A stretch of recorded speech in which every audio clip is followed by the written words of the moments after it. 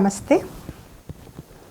आशा है आप सभी लोग क्रिया कुंडलिनी जागरण और क्रिया कुंडलिनी अवेकनिंग क्रमशः स्टेप 1 से लेकर स्टेप 5 तक करते हुए आनंद पा रहे होंगे। पूरे विश्व में काफ़ी लोग इसका अभ्यास कर रहे हैं और बहुत से लोग हमारे व्हाट्सएप ग्रुप में, जो बाबा जी सन्निधान के नाम से व्हाट्सएप ग्रुप बना है, इस आध्यात्मिक यात्रा को करने वालों के लिए ही बना है, तो काफ़ी लोग उसमें शामिल भी हुए हैं और वे लोग अपने अभ्यास का क्रम जो है वे लोग रोज़ डालते भी जा रहे हैं। अर्थात वे लोग इसका अभ्यास कर रहे हैं, ये पूरी तरह से पता चलता है।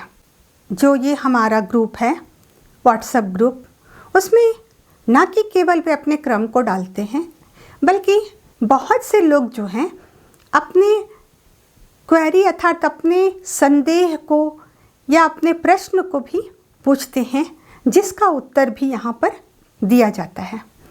काफ़ी लोगों को कुछ परेशानी है, जैसे कुछ लोग कहते हैं हमें ये महसूस होता है, कुछ लोग कहते हैं हमें वो महसूस होता है। ज़्यादातर लोग उसको आनंद महसूस कर रहे हैं और कुछ लोग हैं जिसको कुछ परेशानी भी हो रही है। ये परेशानी का क्या कारण है?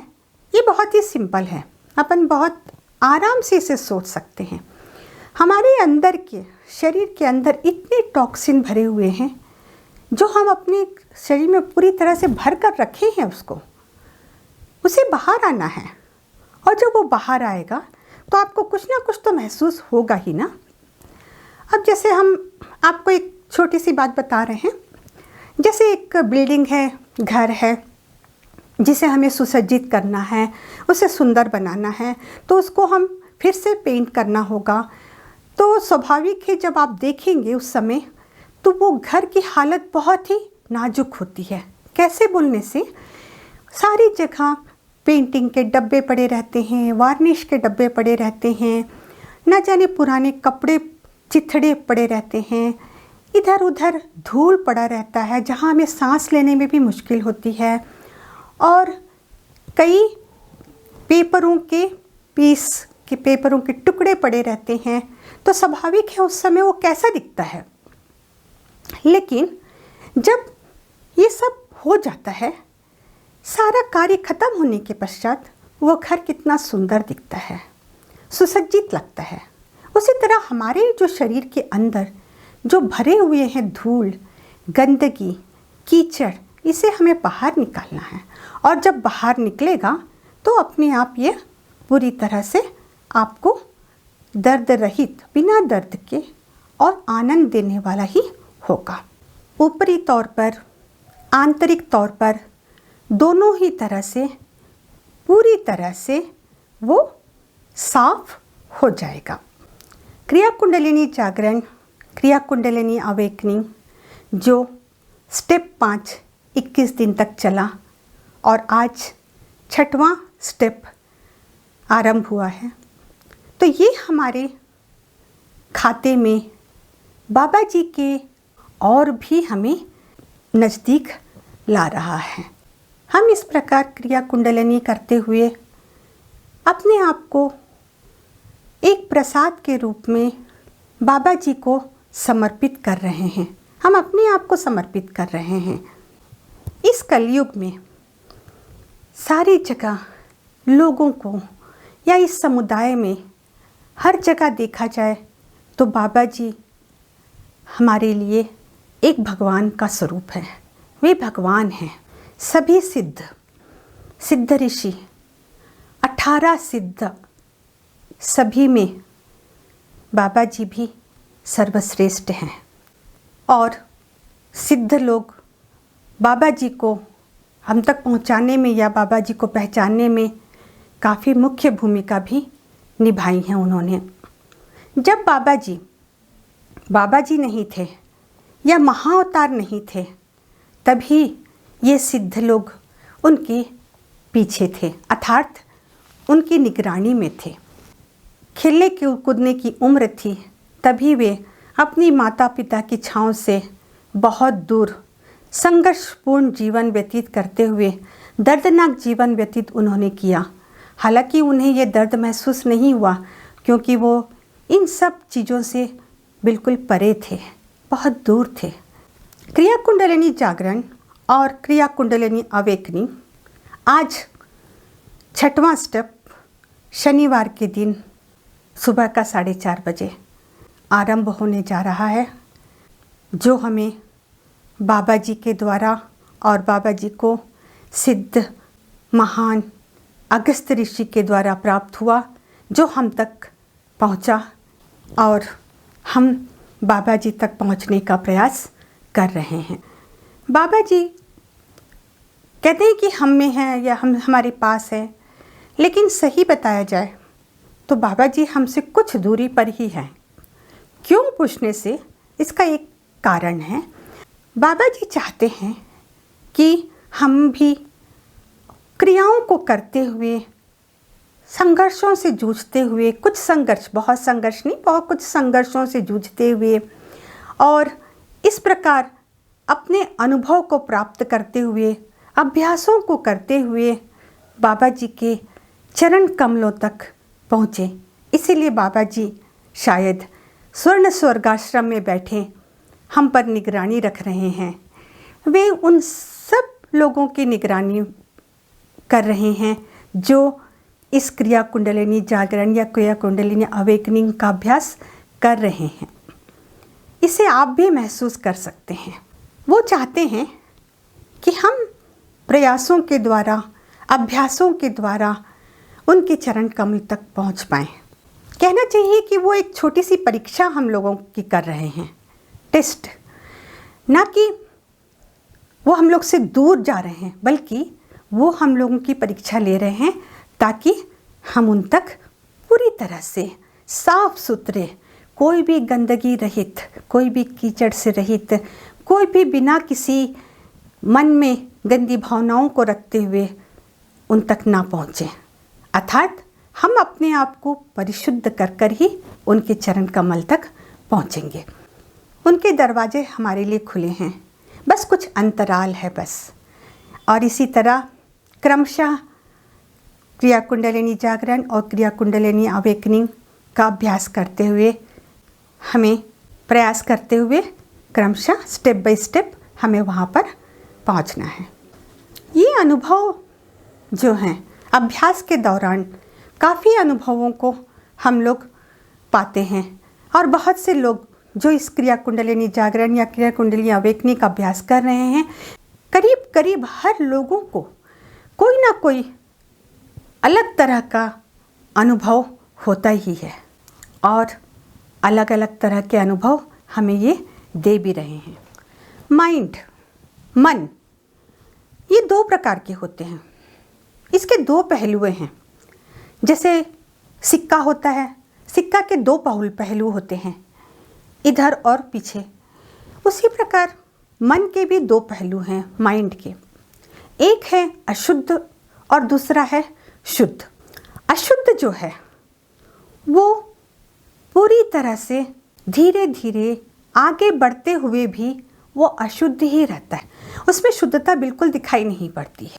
अशुद्ध जो मन है वो घमंड से भरपूर रहता है, आकांक्षाओं से भरपूर रहता है, महत्वाकांक्षाओं से भरपूर रहता है। उसमें हर तरह की नकारात्मक चीज़ें मिलती हैं और वह लोगों को भी वहीं घसीटता है। उसमें चाह भरी रहती है, सपना, मिथ्या, वासना, ये सब अशुद्ध मन में हमें दिखाई पड़ता है। और कहने का ये तात्पर्य है कि ये हमें गुलामी की ओर ले जाता है और मुक्ति से दूर करता है। लेकिन जो शुद्ध मन है, शुद्ध जो है, उसे ये सब चीज़ की चाह नहीं है, उसको कोई चाह नहीं रहती उसमें। वह तो सबसे दूर बिल्कुल आत्मा के पास और दैविक के पास रहता है, जो हमें दैविक तक पहुंचने में सहायता भी करता है और जो मुक्ति का मार्ग भी दिखाता है। वो है शुद्ध। सही मायने में जो माइंड है, मन है, वो पथ प्रदर्शक नहीं बल्कि पथ भ्रष्ट है। बहुत से लोग इस माइंड के शिकार हो जाते हैं और ये माइंड जो है हमारे जीवन में अड़चन डालता है। वो गेट डाल देता है जहाँ से हमें मुक्ति का कोई मार्ग दिखाई नहीं पड़ता और देवत्व से बहुत दूर हो जाते हैं। इस प्रकार केवल नकारात्मा ही भरी रहती है, नकारात्मकता भरी रहती है। लोग उसके शिकार होते हैं और वो जब एक सीढ़ी चढ़ते हैं तो वो 2 सीढ़ी नीचे गिर जाते हैं, अर्थात उन्हें ऊपर जाने में सीढ़ियों से चढ़कर ऊपर चढ़ते चढ़ते दैविक तक पहुंचने में बाधा ही बाधा मिलती है। इसलिए हमें कभी भी मन का गुलाम नहीं होना चाहिए। हाँ, मानते हैं कि मन को वश में करना इतना आसान नहीं है, लेकिन इस प्रकार की जो अभ्यास है, अनुभव है, ये हम लोगों को यहाँ तक जरूर लेकर आएगा। क्रिया कुंडलिनी अवेकनिंग, क्रिया कुंडलिनी जागरण हमें अशुद्धता से शुद्धता की ओर लेकर जाएगा और होते होते क्रमशः मन जो है वो हृदय से जुड़ जाएगा, कनेक्ट हो जाएगा और नकारात्मकता को भूलकर सकारात्मकता की ओर चल पड़ेगा। हम इसे खो देते हैं, बस हमें ढूंढना है। हमें ये ढूंढना है कि हम किस पहलू का चयन करें, अशुद्ध मन का या शुद्ध मन का। क्योंकि जो पंच इंद्रियां हैं वे हम लोगों को भटका देती है। जो हमें नहीं सुनना चाहिए हम सुनते हैं, जो हमें नहीं देखना चाहिए हम देखते हैं, जो हमें नहीं सूंघना चाहिए हम उसे सूंघते हैं, जो हमें नहीं बोलना चाहिए या जो हमें नहीं खाना चाहिए हम वो करते हैं, जो हमें नहीं महसूस करना चाहिए हम वो महसूस करते हैं। इस प्रकार जो ये पंचेंद्रियां हैं और जो छठवां है वो है मन, जो पूरी तरह से भटका देता है लोगों को। दानव और देवता का उदाहरण जैसे लेते हैं, दानव जो है सब कुछ कर सकते हैं लेकिन फिर भी बहुत कुछ नहीं कर सकते, लेकिन देवता जो हैं वे सब कुछ कर सकते हैं और मन को पूरी तरह से हृदय से जोड़कर वे मुक्ति का मार्ग हमें दिखा देते हैं और इस तरह दैवत्व में लोग समा जाते हैं। पूरी तरह से सचेत रहना चाहिए, कंसंट्रेशन, पूरी तरह से अपने आप में हम सचेत रहें तो हम अपने आप को दैविक तक पहुंचा सकते हैं। दानव सब कुछ कर सकते हैं लेकिन उनका करना जो भी है वो केवल नकारात्मक रहता है, नेगेटिव रहता है। उसके हर बिंदु नेगेटिव की ओर जाते हैं, नकारात्मकता की ओर जाते हैं। लेकिन देवता या दैविक ऐसे नहीं हैं, उनके हर कार्य हर तरह से सकारात्मकता की ओर ही जाते हैं। नकारात्मकता हर तरह से अड़चन डालता है, बाधा डालता है, लेकिन सकारात्मकता जो हम साधना के द्वारा, मेडिटेशन के द्वारा, अभ्यास के द्वारा, हर तरह के साधना के द्वारा हम उस तक जुड़ जाते हैं। और ये जो मन जब हृदय से जुड़ता है तो ज्ञान से ज्ञान की प्राप्ति होती है, नॉलेज विथ विजडम। और इस तरह धीरे धीरे जो अशुद्ध है, जो मन है, अशुद्ध मन जो है वो पीछे की सीट में चला जाता है और आगे की सीट को छोड़ देता है दैविक के लिए। वैसे ही जैसे प्रकाश के आते ही अंधकार खो जाता है और ये परम अवस्था को पहुंच जाता है। इस परम अवस्था के पहुंचने के पश्चात इसका बखान करना इतना आसान नहीं होता। मन का कोई अपना अस्तित्व नहीं होता, ये पंचेंद्रियां ही हैं जो उसे अपराधी बना देती है, उसे गलत कार्य करवा देती है। मन का अपना कुछ नहीं होता, जैसे एक जोकर कहा जा सकता है। मन को आप जहाँ लगाओगे वो वहीं रम जाएगा। अगर बुरे में है तो बुरे में रम जाता है, अच्छे में है तो अच्छे में रम जाता है। आज ये क्रिया कुंडलिनी जागरण, क्रिया कुंडलिनी अवेकनिंग, आज हम ओम का ध्यान करेंगे। ये क्या है आगे हम बोलेंगे आपको। पहले ये है कि क्रिया कुंडलिनी जागरण स्टेप 6 आज हम प्रारंभ करेंगे। हम थोड़ा दूर बैठकर आपको ये दिखा रहे हैं कि इस क्रिया को कैसे करना है, ताकि आप लोग समझ सकें कि ये क्रिया कैसे करते हैं। हाथ ऊपर जाए तो कैसा रहता है, नीचे जाए तो कैसे रहेगा, इसको आपको समझने के लिए हम थोड़ा दूर बैठें ताकि आप हमारे हाथ को पूरी तरह से देख सकें। तो इस क्रिया में इन्हेलेशन और एक्सहेलेशन दोनों ज़रूरी है। इन्हेलेशन अपने आप होता है, एक्सहेलेशन आपको करना पड़ता है जब आप नीचे आते हैं। तो वो कैसा है, देखिए आपका हाथ ऐसा रहेगा, सीधे बैठेंगे आप, और एक बार ध्यान से आप लोग सब इसे देख लेना अच्छा होगा, क्योंकि बाद में जब हम अभ्यास करवाते हैं तो ये वीडियो आप लोग को दिखता नहीं है, केवल मुंह से हम लोग बोलते हैं, तब आप लोग को मुश्किल ना हो इसलिए। तो आपका ये जो हाथ है, ये मुट्ठी ऐसा रहेगा, और जब ये हाथ ऊपर जाएगा तो ये हाथ खुलेगा, पूरा खुला रहेगा, और फिर वापस नीचे आएगा तब मुट्ठी है। ये आपको क्रिया 11 बार करना है, जैसा हम आपको करके दिखा रहे हैं। एक बार देखिए।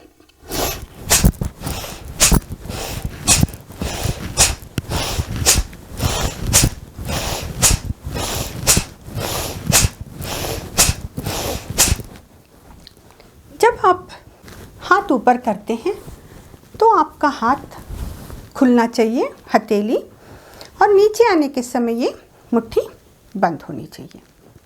अब दूसरी बार वैसे ही मुट्ठी बिल्कुल सीधे,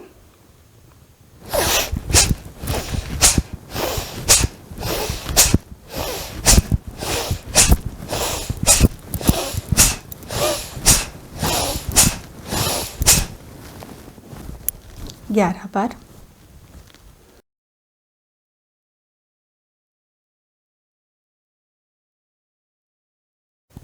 अब तीसरी बार वैसे ही मुट्ठी बंद, सीधा बैठेंगे आप और क्रिया करेंगे अप डाउन।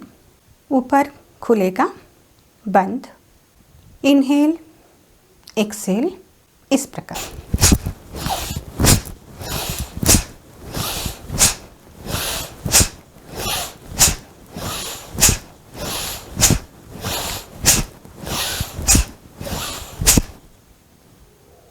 ग्यारह बार।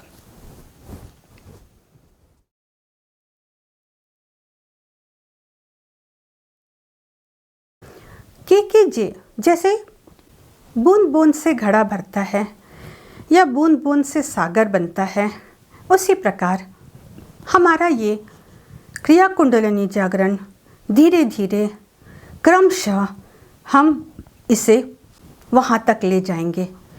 टुकड़े टुकड़े में ही हमारे जीवन का मूल्य ही बदल जाएगा और हमें दैविक के बहुत पास लेकर जाएगा। यहाँ पर इन्हेलेशन और एक्सेलेशन का खास महत्व है।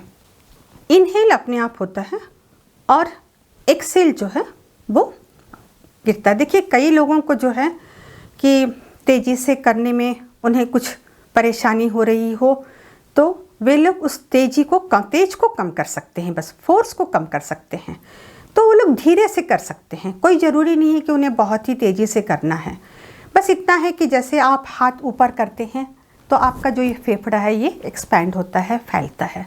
तो इससे क्या होता है कि आपके सांसों में ऊर्जा आती है, एनर्जी आती है, इसलिए ये बहुत ही महत्वपूर्ण है। अब जैसे हमने 3 बार आपको बताया है, तो इन्हेलेशन और एक्सहेलेशन आपको करते जाना है 11-11 बार। और शांत, जैसे ही आपका तीसरा स्टेप ख़त्म होगा, आंखें बंद कीजिए और उस चुप्पी को, उस साइलेंस को आप पूरी तरह से महसूस कीजिए। ये 5 इंद्रियां और साथ में मन, ये अपने शरीर से बाहर निकाल दीजिए, उसे जाने दो, कहीं भी जाने दो, जहाँ वो जाना चाहता है जाने दो, हमें उससे कोई लेना देना नहीं है। हमें उस तक पहुंचना ही नहीं है। हमें तो बस वो करना है जो हमें दैविक के पास ले जाए।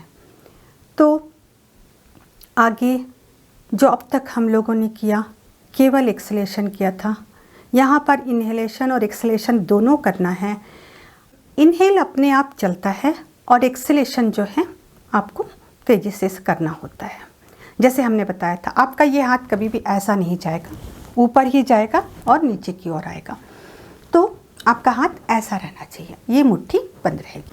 अब हम कहते हैं कि अब आप आंखें बंद कीजिए। आंखें बंद करने के पश्चात जैसे आप लोगों ने अभी देखा क्या करना है, आप लोग को वैसा ही करना होगा।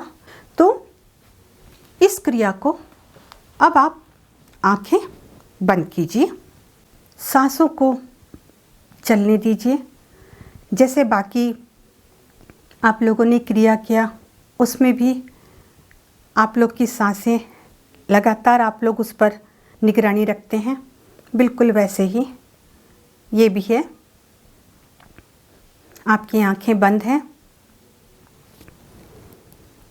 आपके हाथ में मुट्ठी बंद है और आपकी छाती के पास हैं आपकी दोनों हाथ, जैसे हमने आपको बताया था।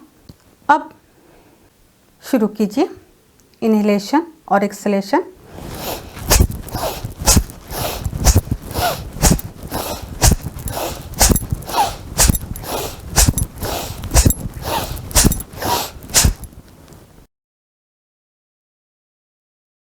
आंखें बंद रहेंगी, सांसों को चलने दीजिए। बस चुप्पी, साइलेंस में अपने सांसों को महसूस कीजिए। सांसें तेज़ी से ही चलेंगी, चलने दीजिए, क्योंकि आपने पूरी तरह से इन्हेलेशन और एक्सलेशन किया है, तो स्वाभाविक है कि आपको हल्का सा सांसों में तेज़ी महसूस होगी। साइलेंस रहिए। अब दूसरी बार जो क्रिया चलेगी उसमें हम आपको एक क्लू देते हैं। दूसरी क्रिया फिर वही 11 बार।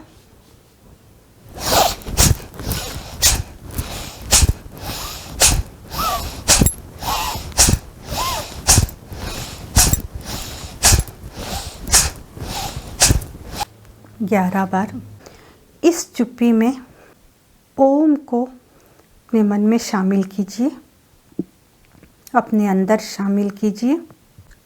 ऐसे महसूस कीजिए कि ओम आपके सामने है।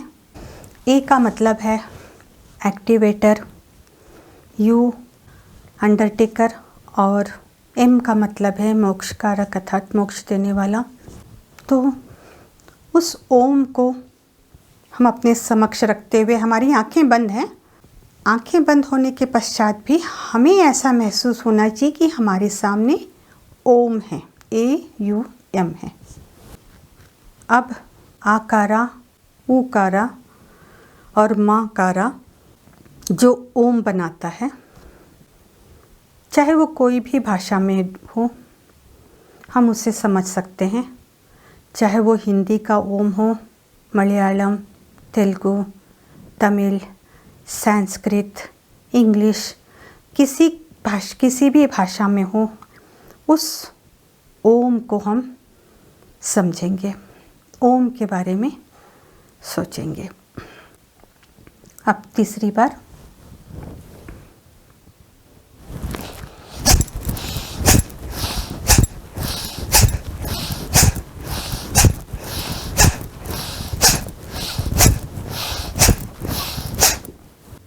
अब जैसे हमने दूसरी बार AUM को अपने समक्ष रखा, वैसे ही अब तीसरी बार हम इसे भी भूल जाएंगे।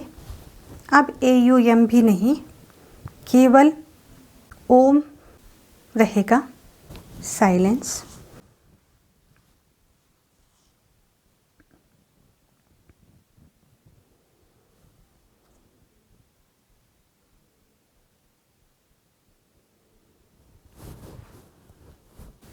ओम नहीं रहेगा, सब भूल जाइए। सांसों को चलने दीजिए जैसा वो चल रहा है। बस ये ओम जो है आपको कहीं दूर पर, जिसकी प्रतिध्वनि आपको सुनाई पड़ रही होगी,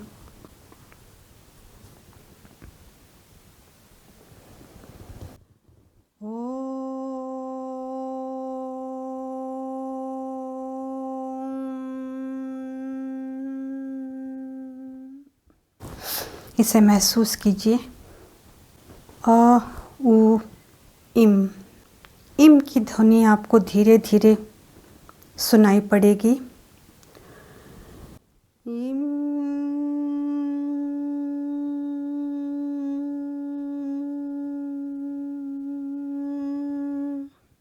इसकी प्रतिध्वनि आपके कानों में पड़ रही होगी।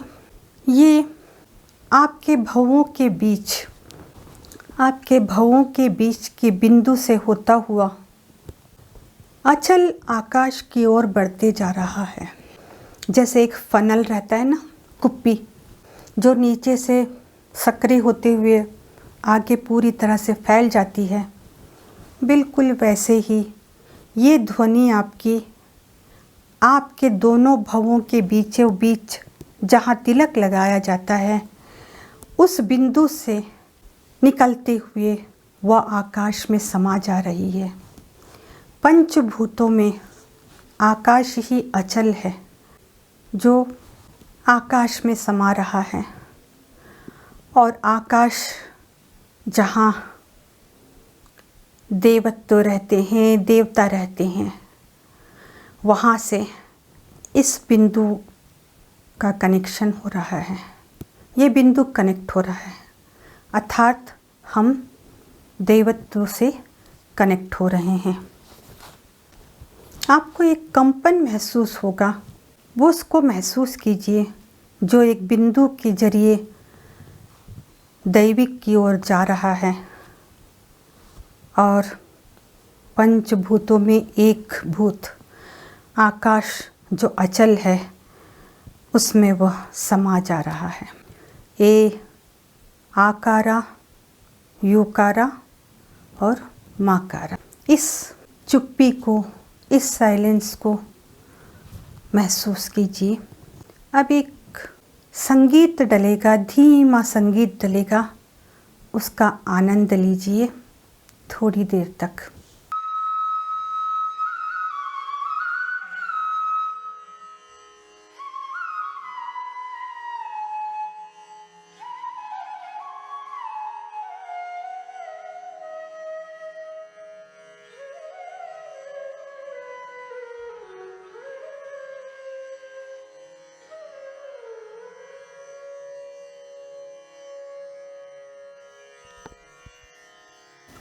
अब धीरे धीरे सचेत अवस्था में आइए।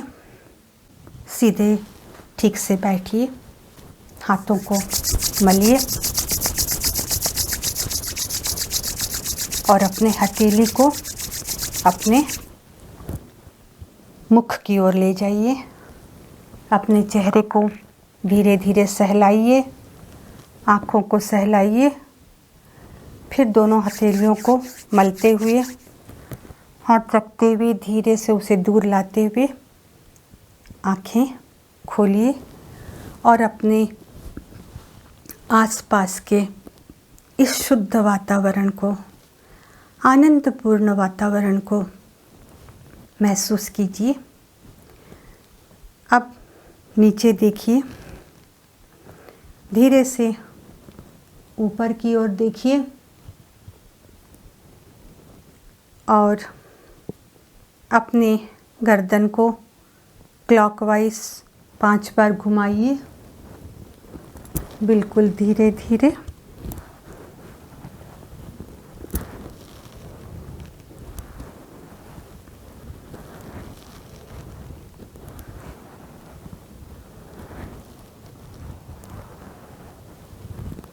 और इसी तरह एंटी क्लॉकवाइज घुमाइए, उसी प्रकार धीरे धीरे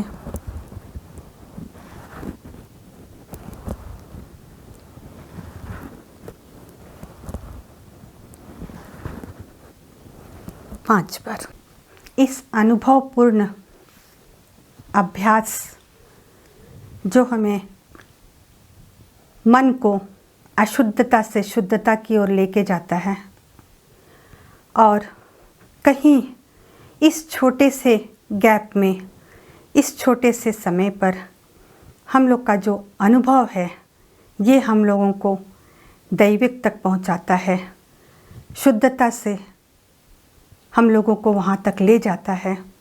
और ये जो अवस्था है, ये जो परम अवस्था है, ये कहीं हम लोगों को सविकल समाधि अर्थात सबीज समाधि की ओर लेकर जाता है। सविकल समाधि और निर्विकल समाधि। सविकल समाधि जो है वो बीज समेत, और निर्विकल समाधि जो है वो बीज रहित अर्थात बीज सहित और बीज रहित समाधि कहलाता है। ये पंचेंद्रियाँ काम, क्रोध, लोभ, मद, मोह और मत्सरियाँ, तो ये पांच इंद्रियां जो हैं निकल कर इसके साथ मन जो है वो भी निकल कर हमें एक महत्वपूर्ण समाधि की ओर, एक उच्च स्थान पर ले जाता है। इस प्रकार अनुभवपूर्ण अनुभव से, अभ्यास से हम अशुद्धता से शुद्धता की ओर जाते हैं। मन जो है अशुद्ध मन शुद्ध की ओर लेके जाता है, और जैसे नीचे से ऊपर की ओर, जैसे हमने कहा एक कुप्पी की तरह चौड़ा होते हुए वह ऊपर दैवत्व में समाने के लिए हम लोगों को पूरी तरह से सहायता करता है।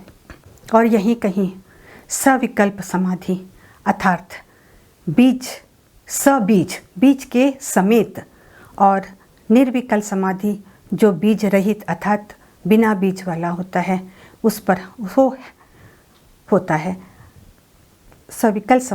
निर्विकल समाधि प्राप्त होता है।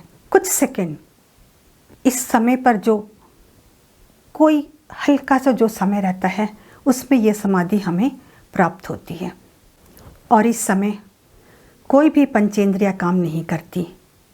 काम, क्रोध, लोभ, मद, मोह और मत्सरियाँ, और इसके साथ में मन जो छठवां है, और यही हमारे स्टेप 6 का मुख्य है। छठवां है जो मन।